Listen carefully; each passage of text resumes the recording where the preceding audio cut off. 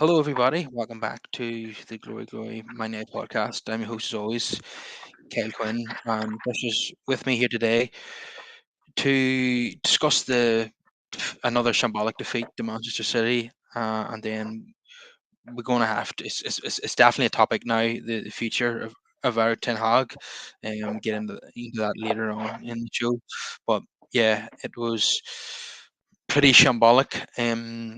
City didn't really need to break sweat. What was really happening was they were just knocking it around at a walking pace. United were chasing shadows, very much men against boys. United had a couple of chances, but and obviously didn't take them. But City were creating numerous chances, and United's best player was actually Andre Onana.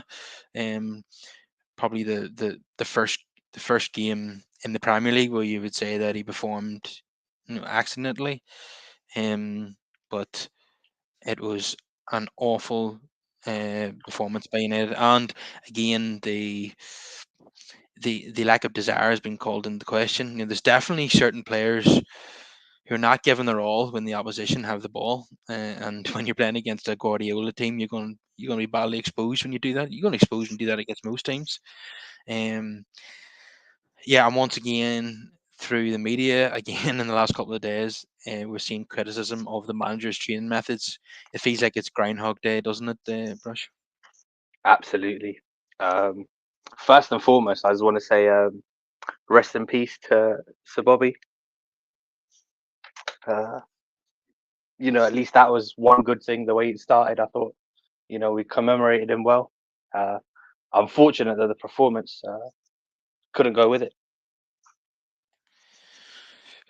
Yeah, both clubs had lost icons recently with Sir Bobby Charlton and Franny Lee. So they both United and City have despite the rivalry, have a history of coming together to commemorate tragedies and deaths. We seen like the 2008 Manchester Derby where they both were fantastic in their the commemoration of the 50th anniversary of the Mirago disaster. So um, all sides are well behaved on Saturday again, and United did a great job bringing a few legends from both sides onto the pitch, before the match. But that's sadly where the good performance ended from Manchester United now. Yeah, Eh, that was pretty much the highlight, wasn't it? What we saw on the pitch left much to be desired.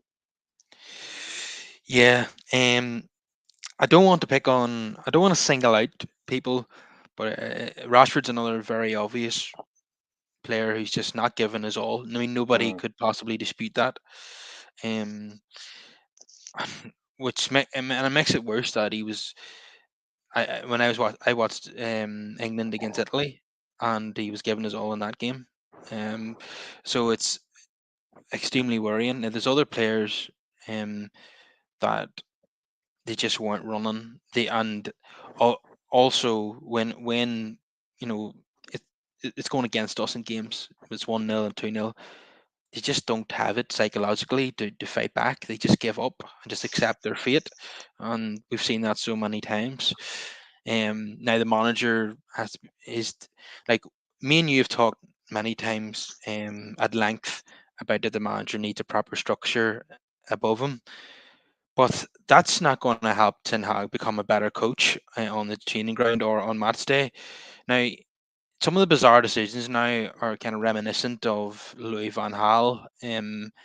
Like Region and Varane were available, and he chose to select Lindelof at left back and Johnny Evans ahead of Varane. I mean, Johnny Evans is 35 years old, and Varane has won everything in the game. You would think when Varane's fit, he should be an automatic selection, but the manager said it was a tactical plan. Well, that didn't really work, did it? I mean, um, they left more than once. They left Haaland totally unmarked from a cross. Um, I don't know how you can, of all the people to leave unmarked, it's totally inexcusable. So that tactical plan didn't work from the manager. Um, to be honest with you, the worst thing about all this is that it was totally expected. What happened on Sunday was what I expected. I didn't expect anything better. I knew the form that United were in told me that they wouldn't be a match for City. And we've seen it so many times where City just come to Old Trafford and just toy with us. And it was just another disgusting surrender from the United players. So how did you see it, Rush? Yeah, unfortunately, this is nothing new for us, is it, against City? Like you, like many others, when the team sheet came out, it didn't fill me with confidence. The Varane decision, at first glance, was quite baffling. Um, I could only assume at the time maybe it's due to fitness issues. Maybe he wasn't fully fit. The explanation afterwards completely baffled me even further, as did the manager's in-game decision making. But yeah, to say it's for tactical decisions, I don't understand.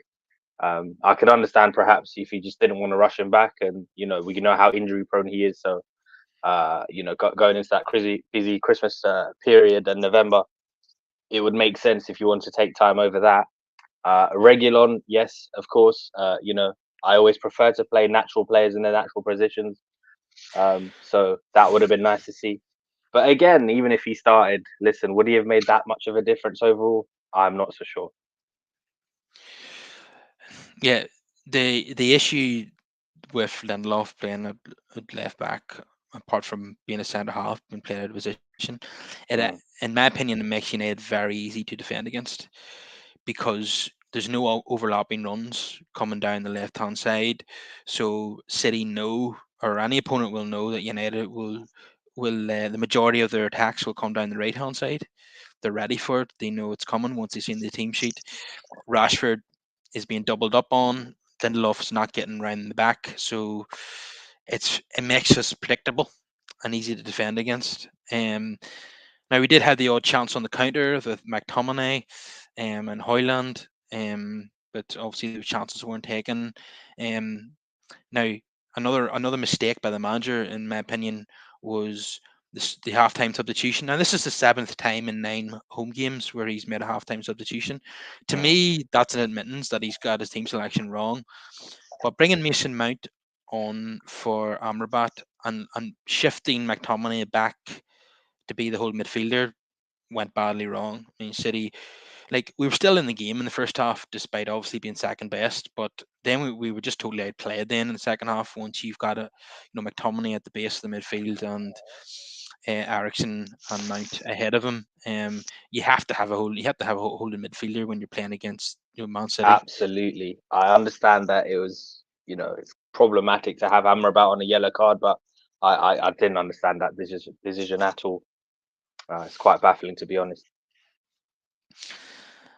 Yeah, yeah, the yellow card thing, yeah, I can understand from Yeah. that point of view, but you just have to risk it because not only did it made us easier to play through, obviously, but then you lose McTominay's goal threat as well when you play him in that position.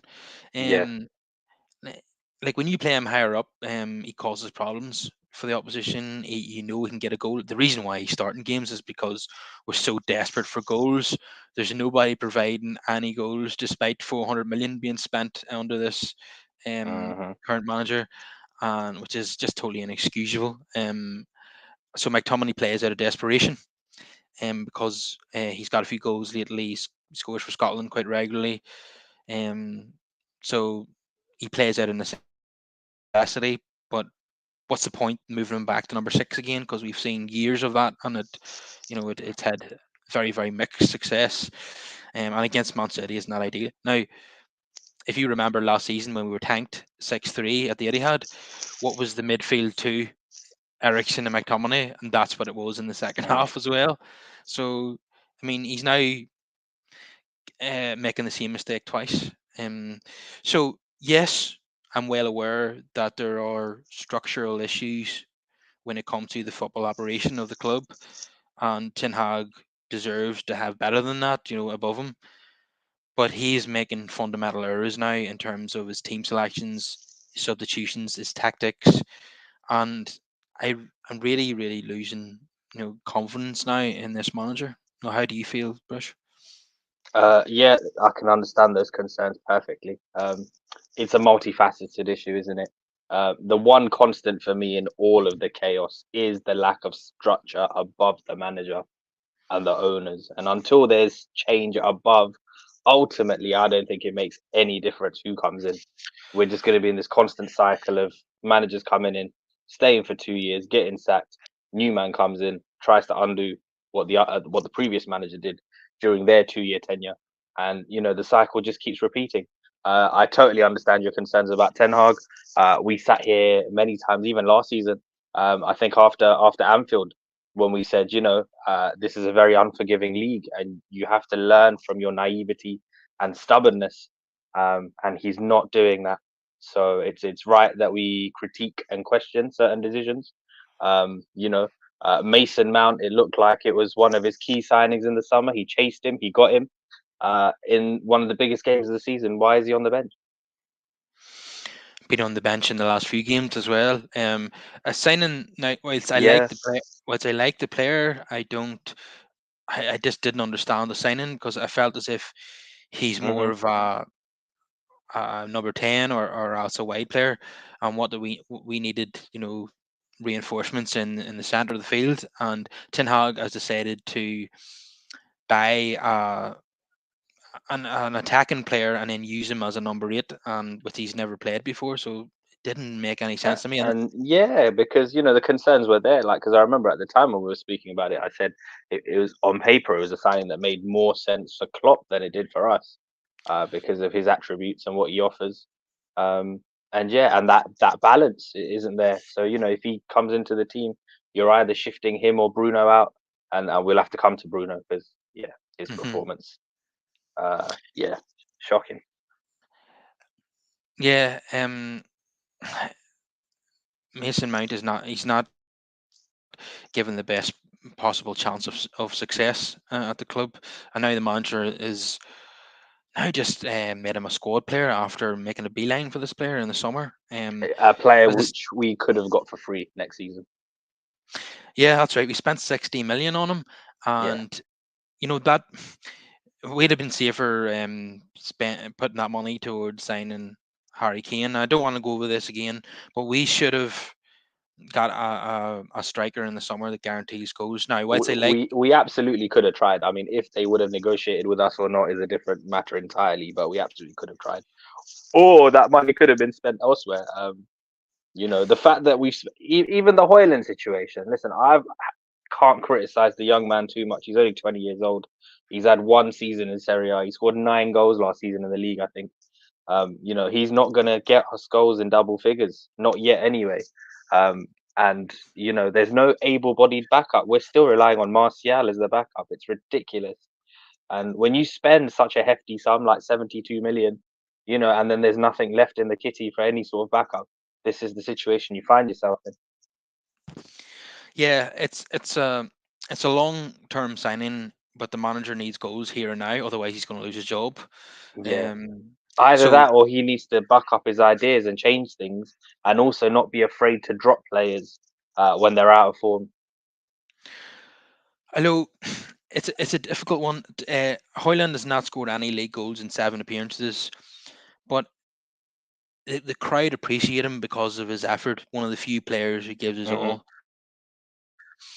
And once again, the crowd booed whenever he was substituted. Now, I've been in the ground whenever that's happened already this season, and that's more dissent towards the manager that they do not agree with Hoyland being brought off. Now, the manager always says it's to protect him because he has injury issues. Yeah. Um, but when he comes off, or when Martial comes on, or Anthony comes on, whatever, it makes the crowd very unhappy. Yeah, it's not his fault at all.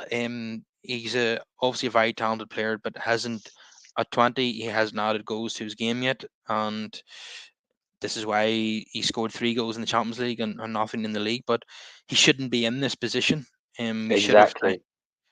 we should have signed a guaranteed goal scorer. Um, you know, just think of I'm still maintaining that Harry Kane would have preferred to stay in England if he was given the opportunity. He's absolutely I think he flying just went. in Germany. Yeah, well, he's went to a league where it's not as tough as the Premier League, and sure, he was so successful in the Premier League. So if he drops down a level, he's going to find it even easier.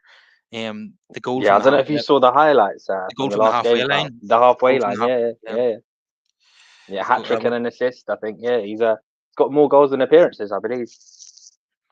yeah, two hat tricks now I think already. Yeah. He's scoring goals in the Champions League as well. The goal from Yeah. the halfway line was magnificent. Mm, And obviously a lot of ruthless finishes in there in the penalty area, which is exactly what we need. But we haven't played well in any game this season.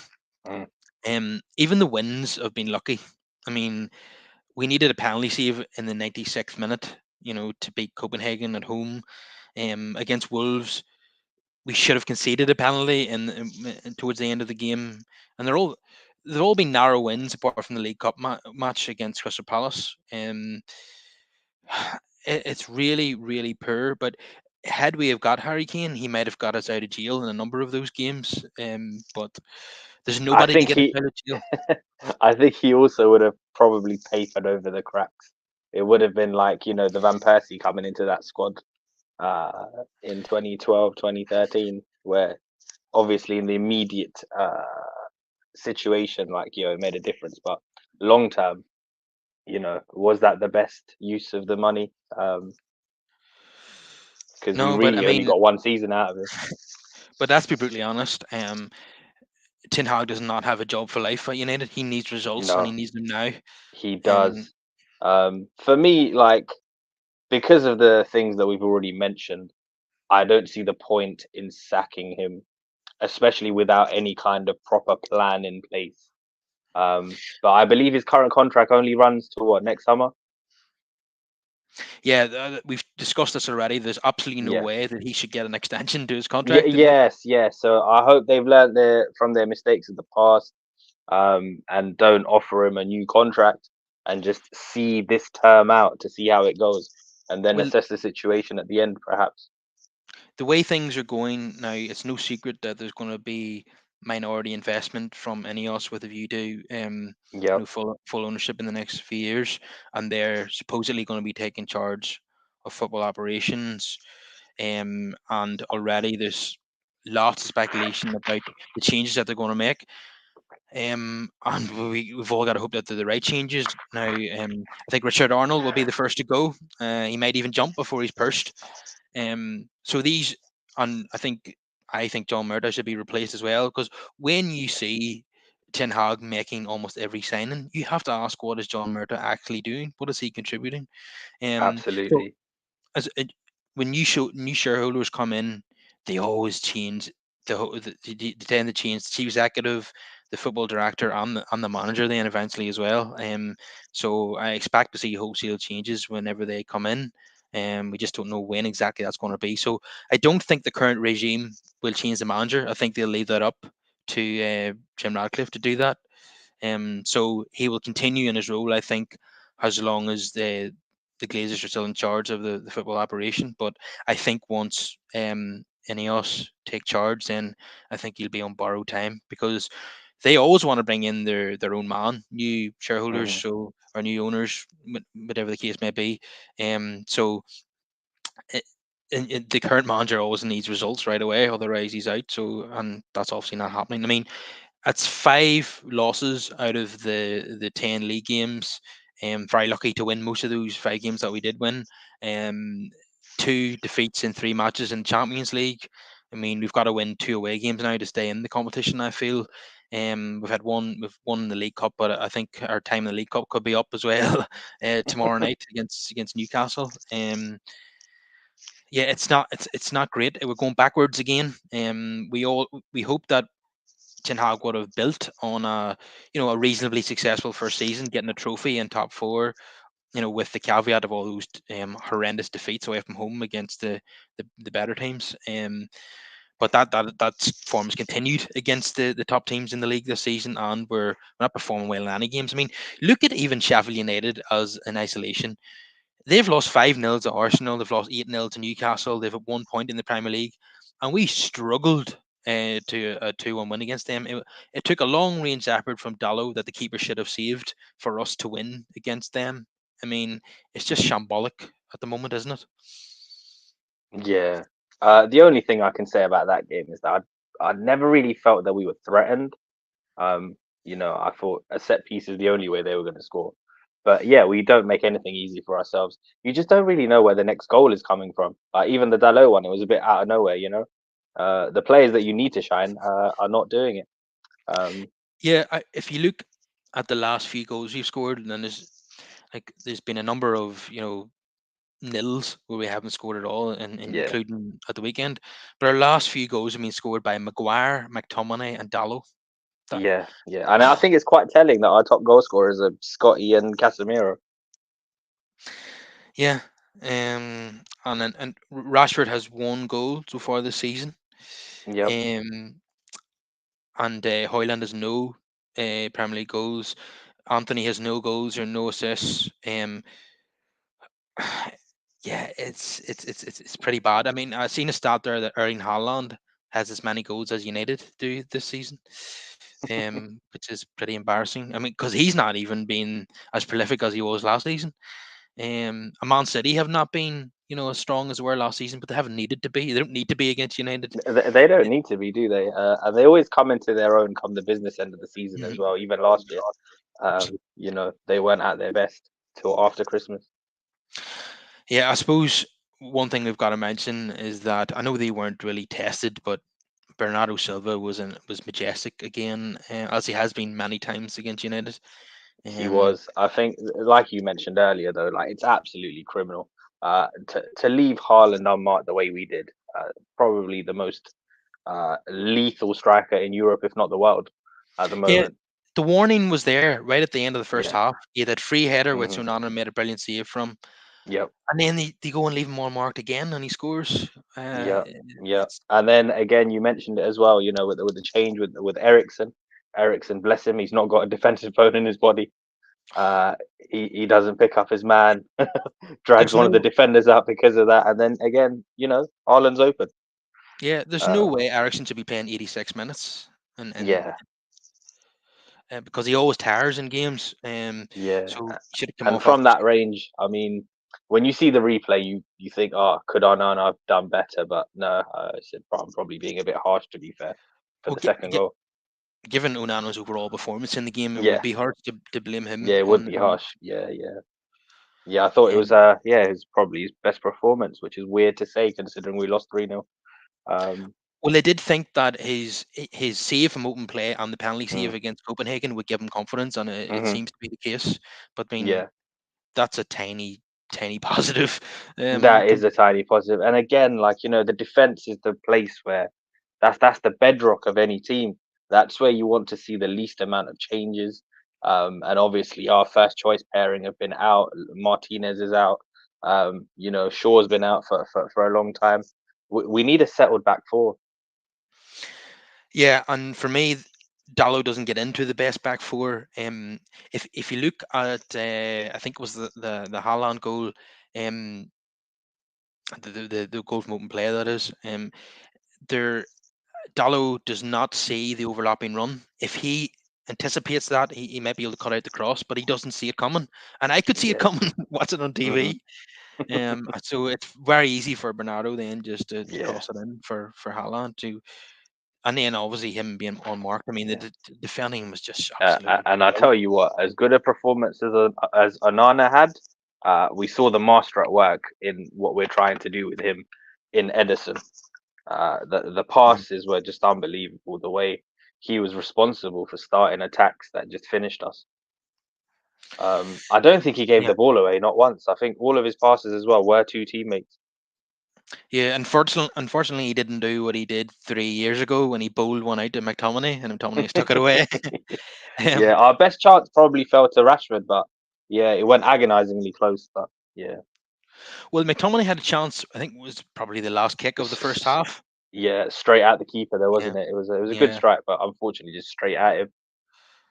yeah. Either side of the keeper, and it could have been a Yeah. different game. But um, Hoyland was clean through at one point. Hmm. I think he was Tried the chip, eventually, didn't he? He tried the chip, yeah, and it was a good save by Nana. and he was taken wide, and they got numbers back then at that point. Yeah. I think, yeah. I think he could have done he could have done a Harry Kane there, go across. He might not. Kane might not have had the pace of Hoyland, but Mm. Kane would probably go across the defender, meaning that the defender would have to take him out. And that's what experienced centre forwards do in that Yeah, scenario. But um, yeah, he put his head down and went for pace, and when he went to take around the goalkeeper, I think the goalkeeper saved it, didn't he? yeah, yeah. He Um, did. Yeah, he did. yeah. He tried to chip him. He tried to chip it over the top. Yeah, perhaps he should have taken it around the keeper, but he seemed to he lost his balance and all as well, unfortunately. Yeah. But yeah, I think Kane in that situation probably scores. I know people probably bored of me talking about Harry Kane, but it's the Harry Kane. Hoyland is a player for the future. Harry Kane is what we need right now, and that's why I keep referencing him. Um, Jack Slav here says, "Whoa, Kyle, you gained some weight. I don't think Ten Hag will be fired soon. Who will Man U get next?" He says. A new high-profile manager will again demand £500 million of a transfer budget. Yeah, thanks for the comment about the weight there. I don't think this is a health podcast. We're here to talk about football. Um, the thing is, what we've been discussing for a long time is that we don't feel that the manager should be given the budget to work with. There should No. be there should be either a director of football in charge of the operation or a transfer committee where the manager, in both scenarios, the manager has an input but doesn't have the ultimate say, which is this is the issue. It's so easy to see that Ten Hag has been bringing in all those players. Yeah. Now, like under Solskjaer, there was so many players that came in that he knew that they weren't his signings, like Ronaldo, Cavani, Van der Beek. He knew they had nothing to do with him. Under Ten Hag, you can see the connection to Ajax and the Eredivisie with almost all these signings, aside from Yep. Casemiro. Yeah. The only thing I would say is that at least he can only identify what he knows. So the lack of structure works against him. And also, he's not the one responsible for negotiating any of the deals. So he can obviously suggest who he wants, but then it's ultimately up to those who are negotiating to sort out a reasonable price. Like, for instance, had we acted with any kind of planning last summer, we could have got Anthony at the start of the window for a hell of a lot cheaper than what ended up paying. Yeah, uh, Anthony, I think. Do you know that guy on Twitter? His handle is called the European Lad, and he's an Ajax fan. He's like a big, and he's very knowledgeable. He said that spending €100 million on Anthony is possibly the worst transfer decision that any club could ever make. Um, and he's an Ajax fan. I mean, that looks like a dreadful signing now, a dreadful waste of money. Look, he absolutely lost the plot when he came on yesterday. When we've seen that before from him. In He fact, did. he's been so bad recently that if he had got a red card and got a 3 match ban, that would have done us a favor. To be honest with you, yeah, he's a player that, aside from the big games, the manager will always pick him. I mean, manager likes to play an extra midfielder in the big games, but when Anthony plays, he offers nothing now. I mean, he may track back. I think that's why he's playing, but um, he doesn't offer anything going forward. And and I would say possibly the off the field issues are starting to affect his performances now as well. Um, Probably. Obviously, we've got another guy who's on 350 grand a week, who's nowhere to be seen. That's also an issue. yeah, I think he's just waiting it out until Ten Hag is relieved of his duties. Mm. Now it was the same stuff again coming out now. I don't know who is feeding this information to journalists, but they want. How many times have we heard this that the players are not confident in the manager's training methods? I'm tired of it now. I don't even want to address this nonsense. Honestly, it's the same pattern. The same pattern. We're gonna hear news of a new contract for the manager. Then they're gonna start leaking things. Oh no, he's lost the dressing room. And then inevitably the results as well. The performances aren't going to be great, and then Yeah, it's the same cycle, isn't it? It's just this nonsense. and then Um, you get the CEO issuing a statement saying that we're making progress despite the results. We've heard that before. under Yeah, previous regimes. yeah. Um, it's kind of the dreaded vote of confidence, as they say in football. Mm, Um, Now, I don't want the players that are not trying for the manager. I don't want to see them get their own way again, which is they want the removal of the manager. But at the same time, he's making so many mistakes that I think it's going to be inevitable that you can't sack all the players, so they're going to have to change the coach at some point. Now, what I think will happen under the new regime is that they'll bring in a new CEO, a new director of football who are more experienced, who are more, you know, you know they're more qualified for these roles, and mm-hmm, they'll bring in a new head coach. I think that's what he'll be. mm, We won't have a manager anymore. He'll become a head coach. Now, with Ineos coming in, what we should be looking at is what's happening at the is it OCG Nice. Now it's taken them a while to get things right at Nice, but this season, although the season is early, they are second in the league. They're above PSG. They totally overhauled their staff in the summer on the recruitment policy.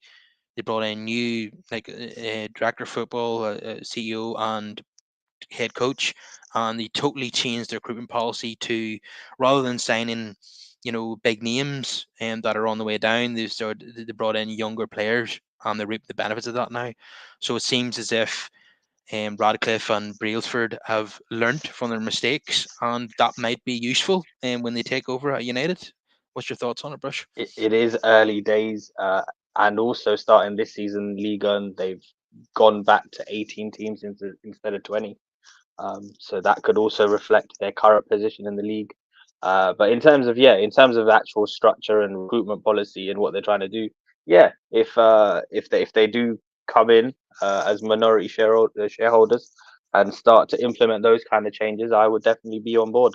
But it's all hypothetical, isn't it? So until anything's signed, I'm not even buying it because how many times have we heard this?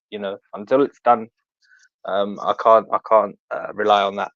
But yeah, that's definitely something we need to look at. And we've discussed this throughout the year anyway about the wage structure and the need to implement one. Yeah, we've been disappointed so many times in the past Yeah. when it's come to takeovers. So obviously, we're not going to get Hmm. excited about it until it actually happens, even though it's only a partial takeover anyway.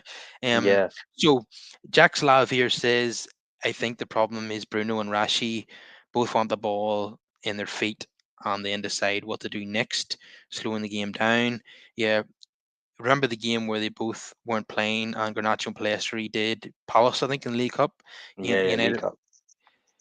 which was a much changed Palace team, like, so it's hard to gauge anything from that. Yeah, Um, you do have to keep in mind it was the League Cup because obviously the same week at the end of it, when we played them in the league, it was a different story. yeah, once Palace selected their first 11, Yeah. and they actually wanted to win the game, then it was a Hmm. totally different story. Um, I think in the League Cup, I think Roy just was quite happy just to go out of that competition. They just sat off United. They didn't even press. And um, yes, I think Ten Hag should have played more of the players who played in the midweek game and not necessarily Yeah. brought back the underperforming players like Bruno and Rashford. But um, that's The what he trouble is done. there's such a drop off, isn't there, from the first team to the reserves and the bench that long term you can't really drop anyone. But at the same time, I'd like it if he just stopped his stubbornness and Yeah, benched there's one or two for a game. Just to put just to not only to take him out of the firing line, but also to let it be known that he's not afraid to make those changes. yeah he Like I think def- there's a few players in that team, Carl, who, irrespective of how they play, they know they're going to start. yeah he needs to be. He's I'm getting the impression now that he's afraid to drop Rashford even just for one game because he's fallen out with other Mm. players already. There's one of them who's still there in the background, who's a friend of Rashford, and so Rashford's one of the more senior players. One of the alongside Bruno, they're supposed to be the most important players. Um, And if you were to drop Rashford and Bruno, then you all of a sudden you're getting the most influential players in the dressing room turning against you. So I think that he's being careful. But once you're in that scenario, you're a dead man walking anyway. So and Rashford is performing like a man who just got a 5-year deal. Yeah. And you know, I'm not saying he can't celebrate his birthday, but once again he was out partying the day after an embarrassment against Man City. With that, I do think it's just because it's this club, isn't it? So obviously it's gonna be frontline news. I do think it's blown out of proportion. Like these people, you have to remember, like they're not fans. This is employment for them. This is their job. So they are entitled to have a private and social life. Um, yeah, it's what do I expect for him to just go home and cry? Like he's not a fan like I am. I suppose we grew up on Gary Neville and Roy Keane, who who now will tell you that whenever we lost, they would hide. It, You it's wouldn't a see it's them a in public. bygone era, Kyle. Mm. Yeah, I felt the same way. Like I mean, to be honest, it kind of irks me whenever I hear from these guys on the socials. I don't even want to hear from them. Do you know what I mean? Like, don't apologize. Don't put these letters together. Just go show me that you care on the pitch. Yeah, But unfortunately, that's unfortunately that's not the time we live in now. we're not seeing players who are giving their all on the pitch. Even a drop off of 5% is significant. At, Yeah. at that level. Um, Jack here says, but the downside is that Ten Hag keeps buying players who has played for him past Utrecht and Ajax players who are not good enough for the Premier League. And just on that, um, Ten Hag gave an interview in Dutch after the game, Hmm. and he was asked, about bringing the Ajax style to Manchester United. When is that going to Hmm. happen? And he said never. The style depends on the players that you have. Wasn't he brought in to bring an identity to Manchester United? We all expected to see United play the Ajax way. Now we have the manager saying that's never going to happen. That sounds a bit defeatist to me. What's your thoughts on that, Bruce? Yeah, interesting comments. I think this is actually down to us as fans because we were under the assumption that is what we were getting. Um, Maybe he was a little bit naive as well when he came into the situation and realized he wouldn't have the same kind of support or structure that they want to implement at this club. Maybe that's what he meant. But yeah, obviously the Premier League is a different kettle of fish to the Eredivisie anyway, so you have to adapt, right? But yeah, on the face of it, it is quite concerning. Yeah, and whether he brings the Ajax style to United or not, which obviously he's not going to do, as he says, Mm. United have no identity at all. What is the alternative? I don't No, see what the alternative is. and this is the thing. This is one of the things that irked me last season when we chased Frankie De Jong and then ended up with Casemiro, and they're two Mhm. totally different profiles of player. Yeah, and Casemiro looks done, I'm afraid. Yes, which is always going to be the case, no matter how good a player is. If you sign them at 30 onwards, there's only one way they're going to go. Yeah, I think we'll have to rely on one of the Saudi clubs taking Varane and Casemiro off our hands in the summer because Yes, yes, it's the only both of way. those. Yeah, that's the only way. That's the only way, and that those have to happen next summer. Because of the wages they're on. That's the Yep. only way we're going to move them on. Um, yeah, and But we need to. that's a concern for us, irrespective of the age and stuff as well, Carl. Like even other players, even the likes of Sancho. If they can't resolve this and there's no other way but to sell him, who the hell can afford him? And who's gonna take that Yeah, risk on, given his form or lack thereof? there's no guarantee that Ten Hag will be here in January, so Sancho might get a reprieve. But one thing I would, if I was the next manager, I wouldn't trust Sancho because he has got form for claiming that he's a scapegoat. He's got form He's done it for at Dortmund. yeah, yeah, and even at City as a youth player. He's got Yeah, form for being late to training, form for not giving his all in training. Even Southgate, I think, alluded to that, and that's why he didn't select him for England. So if the manager gives him a chance, that's a risk because a few months down the line they're Uh, in a scenario where he is out of the team, not getting opportunities, then Sancho will then turn on and that manager as well. hypothetically speaking, say a new manager was going to come in. They would need to understand the profile of player he is and play to a style that suits him. Like he's not Yeah, your conventional winger. Like he's not. He's never been a guy who's just going to outpace you down the wing. Take players on and do all of that. So if that's what people are expecting, then they're going to be disappointed. yeah. Obviously, it's all hypothetical at the moment, but Yeah. if when the if a new manager comes in, then he should only keep Sancho if he fits his approach to the Yes. game. Um, if it's Ultimately, for me though, Carl, I think realistically, if this minority thing's going to happen, then that needs to happen so that we have a bit more clarity on yeah, what on earth is going to happen going forward. we need clarity right away. Yes. As I said earlier, I don't see the Glazer regime making a Mm. sporting change The, while a takeover process is ongoing. yeah. Because Personally, for me, the changes up above are what needs to happen first. So, like you touched on with the Murtos and whatnot, it's them that need clearing out first. And then once that's done, and if Ten Hag is still struggling, then you maybe look at the manager. yeah, yeah, I think as I say, I think Arnold will go first, and then I'm not sure. Possibly it might be next summer before Paul Mitchell replaces Murta, or some point Yeah. in the new year. And Yeah, next summer would probably be the perfect time if they want to go in a different direction because that's when the manager's contract runs out.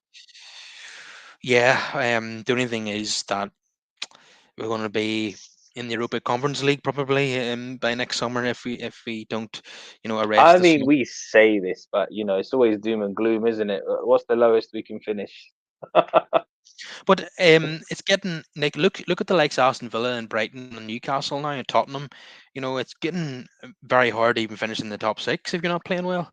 It's So true, but the thing is that we will pick up points. It's just that against the top teams, we're going to get our asses handed to us. For the rest of it, it's not going to be pretty. It's well, not been pretty, but we will pick up results. well, So let me ask it's you one this of those. question: on current form, can you see United going to Craven Cottage and getting a result? Oh, listen, on current form, everything is just very, very difficult, isn't it? But yeah, I can see us getting a result. Where the goals are coming from, don't ask me. I haven't got a clue. Yeah, at the moment, I think United will lose that game away to Fulham. They're a decent team. Mm. They're good. They're good at home. They perform well against United. Um, yeah, I wouldn't be surprised if we lost that game. Or I'll tell you what, yeah, I'm not a fan of the early kickoff anyway on a Saturday. My concern is obviously we know due to the manager's stubbornness and his lack of rotation, like what kind of lineup is he going to put out against Newcastle tomorrow? Is it going to be the first team? Is it going to be the same team that then plays Fulham? So it's a lot of football in the space of a couple of days. I would rather see um the team that played against Palace in the League Cup, Yeah. because that was exciting. Um, what we've seen since has been far from exciting. So I would rather Hmm. give from some French players a chance. Obviously, Garnacho and Palestri, and then Mason Mount, obviously, Yeah. and Hannibal then as well. yeah, which is probably what he'll do, and then he'll bring Yeah. back the old guard against Fulham who are not performing. Um, one of them obviously is Bruno, who want to come on to. Um, he's not played well all season. There's been isolated moments, with like the goal against Burnley. Yeah, Uh, which was superb. the He obviously scored a penalty against Forest, but Mm. overall he's been Disappointing. really, really, really poor. Yeah. And then he annoys fans further by the constant yapping at the referee. Other than he should be in a situation where things are not going well, he should be going to his teammates and trying to Yeah, but this is give this them. is something we discussed even before he got handed the armband, right? His petulance. Like that's who he is. He's always been a whiner. When things don't go his way, like that's Yeah. what he does. So on that, I want to come to Roy Keane's comments. Mm, He does not think that he thinks Bruno should be, sacked as captain of the football club. Doesn't mm, think that he is the right man for that position. Now, mm. I don't think that's going to happen, in mid-season. But No. um, I think I agree with Keane that he's not the right man, and I didn't think that he was. I mean, we talked about this last season. Yeah. Yeah, I don't think either of us thought he was the right man for it. But But one of the major issues are that there's not many captains available in the squad. I nope, mean, the one person that I would give it to is Martinez, but same. he's had a long term injury last season, another long term injury this season. So what would be the point Yep, in that? exactly. And to be honest, I feel like we rushed him back, because he didn't look the same when he came back from that first injury. Um, yeah. So I just hope that we take our time with him this time round and integrate him back properly. But yeah, no, there are a lack of leaders in the club. Yeah, long term, he's probably the one that I would identify as the captain. But as you say, there's no point doing that now and mid-season. No, like I said, the manager doesn't want to upset the dressing room too much at this point. It seems, and that certainly would do that. Yep. So yeah, I think Bruno will definitely remain captain to the end of the season. I don't even think that Mm. a new manager mid-season would change the captaincy. No, no, Um, they wouldn't want to come in if they were to come in. They wouldn't want to come in and upset the apple cart too much immediately. yeah. Now I don't think that a result in the League Cup impacts any manager in the Premier League. So that game doesn't really matter in a way. But if he loses to Fulham, he won't lose at home to Luton. There's no way that's going to happen. But if he loses away to Fulham, that would be 5 wins and 6 defeats in the Premier League. At which point does his position become untenable, Rush? Um, I'm not sure. I'm not sure. As you say, whilst the ownership issue remains clouded, I don't think there will be any changes. So until we get some momentum there by way of the minority takeover or whatever, I don't think they'll be too fussed. I don't think they'll be trying to lose money. Sacking him costs money, so they'll just try to see out this tough period. Yeah, but funny enough, this is around the time where things were really going wrong for Solskjaer. Um, and then I think he was given a stay of execution. They didn't sack him before the November international break, but then the first game after that international break, we were thumped against Watford, and then he was gone. Yeah. So I would say we could struggle away to Fulham. I think we'll beat Luton at home, and then after the national break, I think it's Everton away. That United Mhm. could lose that game as well, and that could be it. So, but like you say, it totally depends on what the ownership situation is at the time. Yeah, and honestly, I just don't see a point in sacking him at this stage, to be honest, especially without any sort of clear plan on what comes after. And we've seen enough of this blueprint to know what comes after. If they are to just carry on in the same vein they have been doing in past years, so I just don't see the point, to be honest. Yeah. Um. Yeah. For me, the change needs to come alongside changes above him, and then it makes Yeah, sense. yeah, yeah, yeah. And Uh, as a last roll of the dice, that has to be the next move. Put the structure in, and then if it's still the same, then look at the manager. But until then, I don't know. Like obviously, some of the decisions now on the field are a bit crazy, but you just have to hope that he will learn. yeah. As with all these managers since Fergie retired, we tend to blame the owners and the board first, and then it gets to the point where Mm, the decisions on match day are so bizarre that we can no longer look at the board anymore. We have to look at the manager, and that's where we yeah, are right now. I feel, um, but the problem with that is that I think it's exactly what some of the players want as well, and I do not want to give them what they want. yeah, I'm so fed up with players at United getting the manager sacked. It's just we're constantly going round in circles. And here we are again. And another thing, a new manager comes in just doesn't excite me anymore unless yeah, the structure changes at the club, because we know now that the new guy is just going to have no hope without wholesale changes above him. I mean, yep. even if Zinedine Zidane came in, which I don't think he will, um, wouldn't give him much chance of turning it around. Yeah, honestly, like if they had to work under the current conditions with the current things that are in place, it doesn't matter who we get in. Yeah, and that's clear now. How many managers have we went through Yeah. now post Fergie? Exactly. And realistically, like if they were to shortlist or look at anybody, if they were to sack Ten Hag. Like realistically, it's going to be the likes of Graham Potter or De Zerbi, who would both and both of them are system coaches, who are project managers, who you have to.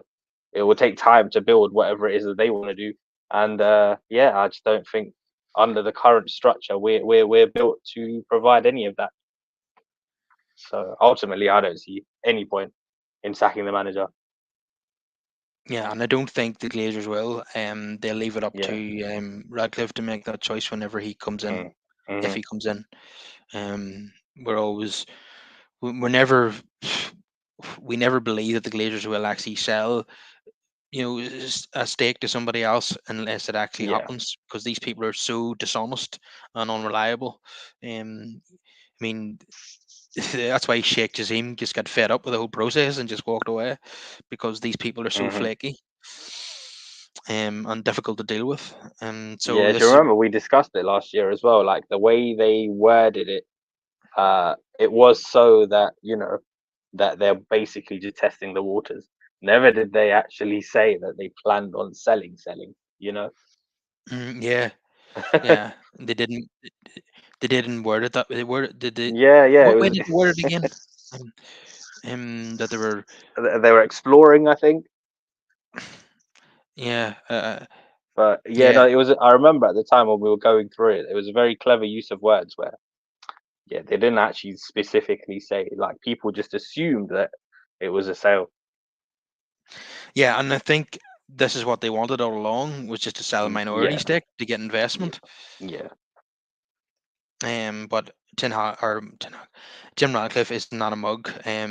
That's why he has it. He's going to set it up that um him, is understudy is Dave Brailsford, and Joe Glazer will be part of a football committee. But and the reason why Glazer is part of that is, I think it's an obligation, of like, he represents the family that own the majority of the shares, so he's obligated, to be part of the decision making process.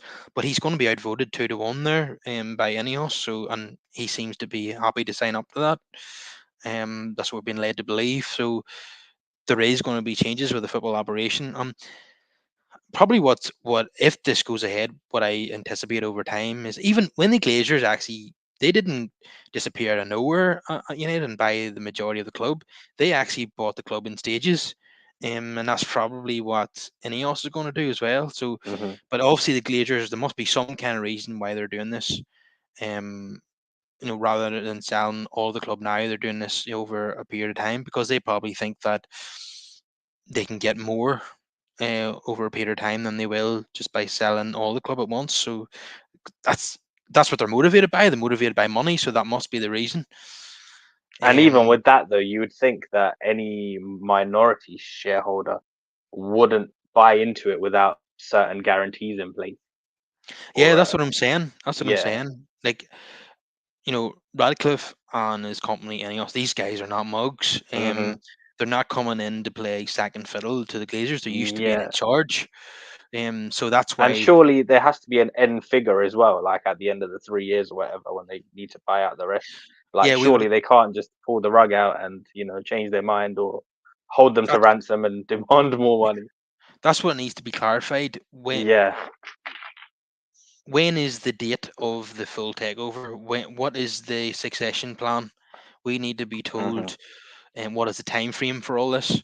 Um, like, I expect once this 25% stake is bought, then we will get some kind of statement or interview from Jim Radcliffe or one of his representatives, telling us what the plans are, in terms of full takeover See, in the future. would And we then, would we be even privy to that knowledge if it's a minority stake, though? Do you think? yeah, but I don't know, but we deserve an explanation. Um, Yeah. but at the very least, he's going to have to tell us what his plans are for the football operation. We need to be told what he's going to Hmm. be. Um, Yeah, no, because I don't think. I mean, I don't know too many, but even at Arsenal when they used to have the issues before Kroenke got the majority, like I didn't really hear from the others at the time, the Gazidises and the Usmanovs.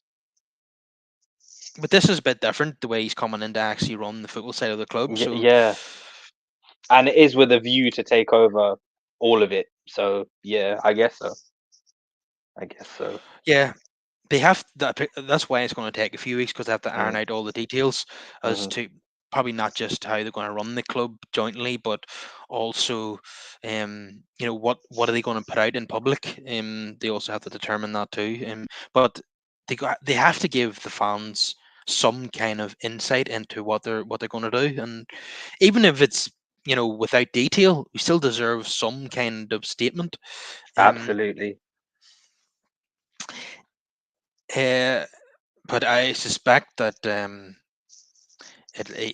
not going to do like an interview with the BBC where they're going to be asked tough questions. They're probably going to do an MUTV interview or something, or else Yeah, just most definitely. put out a worded It'll be statement. it'll be questions that they've prepped for and looked at beforehand. Yeah, absolutely. But it seems like change is on the horizon. But like you say, we're not getting too excited about it until it actually happens. But in the meantime, United are woeful, and it's getting increasingly difficult to talk about on these podcasts, and increasingly difficult to watch. And when we play City, we know what's going to happen. I just hope that we're in a much better place on December the 17th, which is my birthday weekend.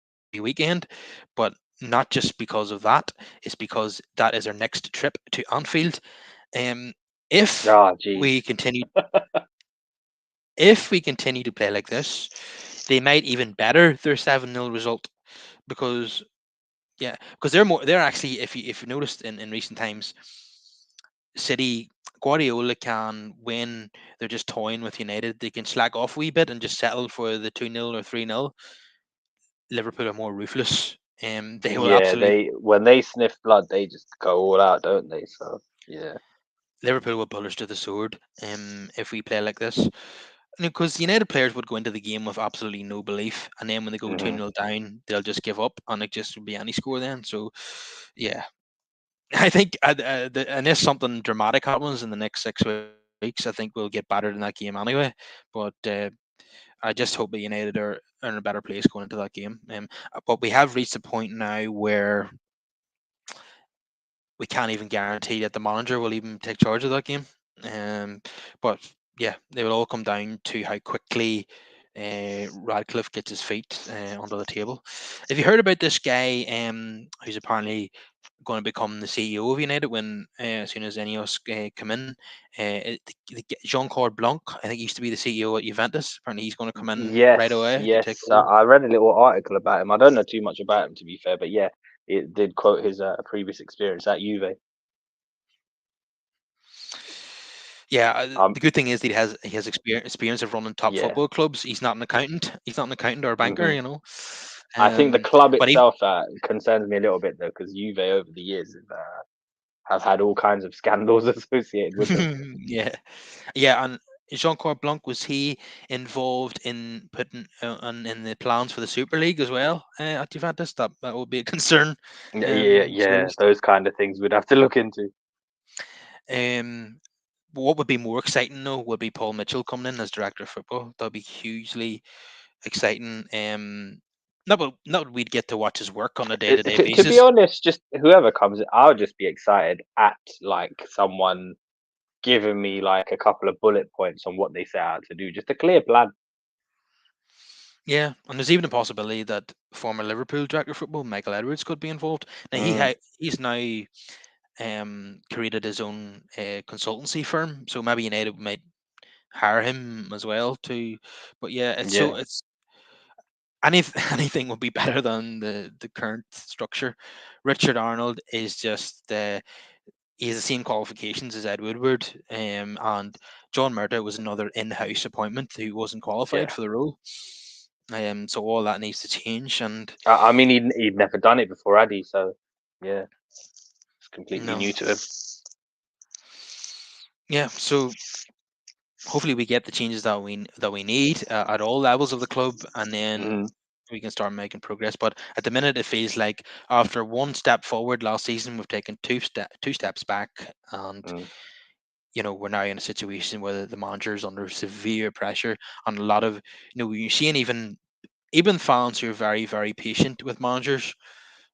That defeat at the weekend has seen some of them kind of turn on the manager now, and so I think that's what didn't help at the weekend was obviously the in-game decisions, but then also some of the answers in the interview. I think that's what made people look at him a yeah, bit funny. yeah. I think he said we played well in the first half, and it was Yeah. basically said it was an even game. And Hmm. I know that Peter Schmeichel was very, very critical of those comments, because that was not the game that he watched, not the game that I watched either, and Hmm. probably not the game that you watched. Nope. Um, there is a lot of these interviews now where Ten Hag is claiming that United played well, and that's not what I'm seeing. Yeah. Um, But then at the same time, I look at the lineup and I think, fuck, geez, what what are we expecting? You know, like this is the centre back pairing that Leicester City had in 2017. yeah, but the issue is that he had options and he didn't use them, like Varane and Region.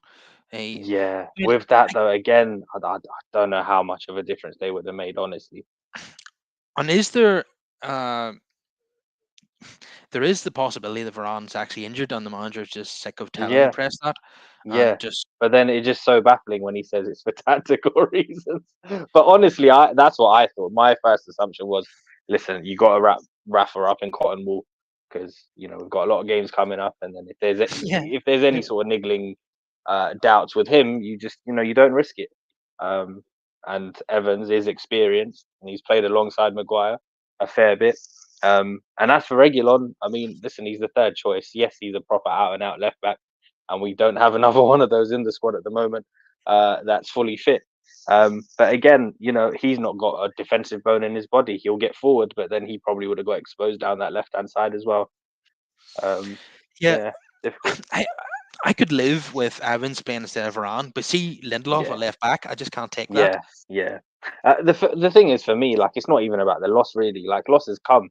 I've said this. It's the manner in which you lose, and we didn't give a good account of ourselves, and then some of the decisions were baffling. So that is something that does need to be addressed. But Yeah, for me personally, at this point in time, it makes no sense to sack the manager. yeah, and no good performances this season so far at all. It's actually the worst start to a campaign since the Yeah. 1986-87 season, which is Mm, where United sacked Ron Atkinson and brought in Alex Ferguson in November of that season, I think it was. yeah. So it's been a worse start to a season since then. It just seems to be every couple of seasons we're breaking records. The You wrong know, type of records, yeah, the wrong type maybe. of records. I Yeah, feel I feel like we've been breaking them on a consistent basis. Actually, every season, the commentators say something before a game, and new things get added. yeah. More and more depressing statistics come out with every Yeah, passing game. It seems. yeah. Yeah, it's you know, and it was even I took a sneak peek at the bookies list of potential managers for United, and it's so uninspiring to say the least. I mean, you Yeah. had Zidane at the top. That's exciting to some degree if he has a proper structure in place, but I don't see it happening. He doesn't speak English. Turned down the job the last time. You understand, but when you go further down the list, you're actually seeing Graham Potter, Pochettino, Michael Carrick, even Solskjaer was on the list. You're like, this is Madness, madness, absolute madness. Why? You might as exactly see when you look at that list, you might as well stay with the current manager for the time being for until the such time a time where, for the time being. But if this yeah. continues, then they have to make a change. You But know, again, until there's structural changes, there's no point. yeah. Well, this is why we need the new shareholder to come in as soon as Yep, possible and start making those changes. yep. That's absolutely key. So I think that's it for today. Could everyone please smash a like on the video, subscribe to the podcast, and get more of a comment down below. And just quickly, Jackie here said Ten Hag sacrificed the City game. It's better to save Varane for the match against Fulham. Um, you know that might be the case, but that's a very strange thing to do because surely a game against City is a greater importance than a game against Fulham. But goodness, it really is dire at the moment. So, Brish, despite us having nothing positive to talk about, it's been great to have you along again. Yeah, yeah, it's been great catching up. I don't think we spoke since the international break. Yeah, it's just a bit sad, really, about the on-field performances, but yeah, onwards and upwards. Okay, until next time, I'll see you later. Take care.